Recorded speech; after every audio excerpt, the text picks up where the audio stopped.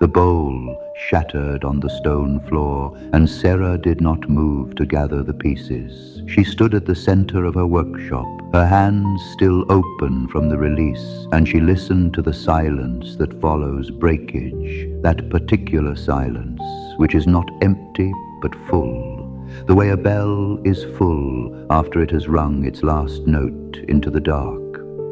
The bowl had taken her 3 weeks. She had pulled it from the earth herself, the clay from the river bank, where she and her daughter used to walk in the early mornings, shoes in hand, feet reading the cold water like a language.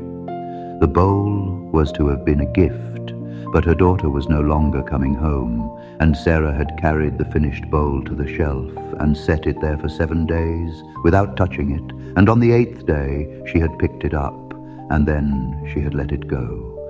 She did not know why. She would not have been able to say. Her neighbor, an old man named Otto, who grew herbs in clay pots along his windowsill, knocked at the open door that evening.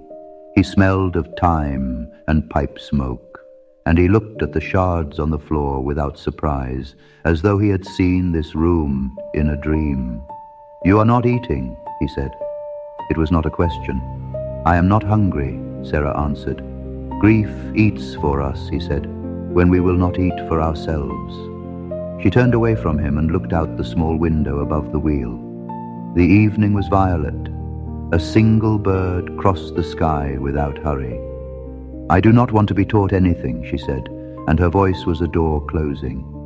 Otto did not leave.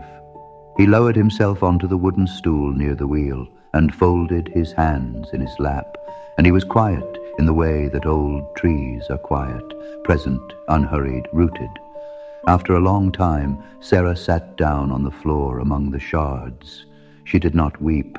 She was past weeping. She picked up one curved piece of the bowl, pale as winter skin, and she turned it in her fingers. She could see the faint ridges where her thumbs had pressed the wall thin. She could see where the clay had remembered her. She loved this place, Sarah said at last. She used to sit exactly where you are sitting and tell me I worked too slowly. She said I was in love with the waiting. Were you? I told her patience was not love. It was only patience. Sarah set the shard down. I was wrong about that.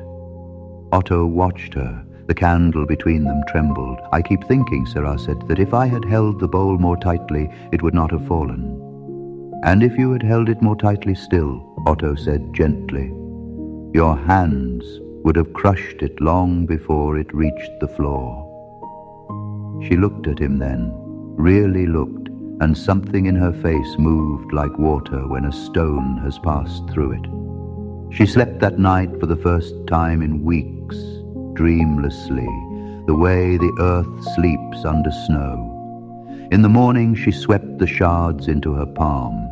She did not throw them away.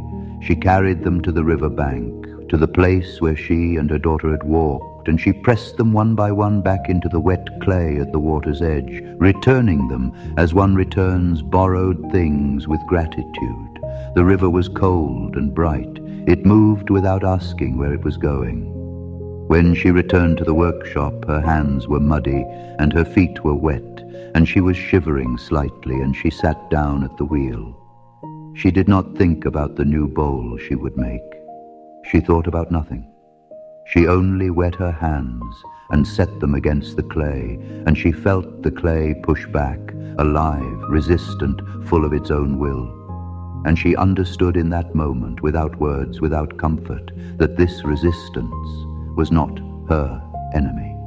The clay could only be shaped because it had substance. It could only be hollowed because it had walls. And the hollow was the whole point. The hollow was what would hold water, what would hold bread, what would hold the small, ordinary things of a life being lived. Her hands remembered what her mind had forgotten. She worked until the afternoon light turned amber and fell long across the floor. When she stopped, there was something on the wheel. Not finished, not yet, but rising. She could see its form the way one sees a face in firelight, present, uncertain, real. Otto appeared in the doorway again. He looked at the wheel. He looked at her. "Come and eat," he said. This time, Sarah rose. She washed the clay from her hands slowly, feeling each ridge of her knuckles, each old scar, each line that years and work had carved into her. She dried them on the rough cloth by the basin. Then she followed Otto out into the evening, where the first stars were just beginning to declare themselves above the hills, small and certain, having survived yet another day of being unseen.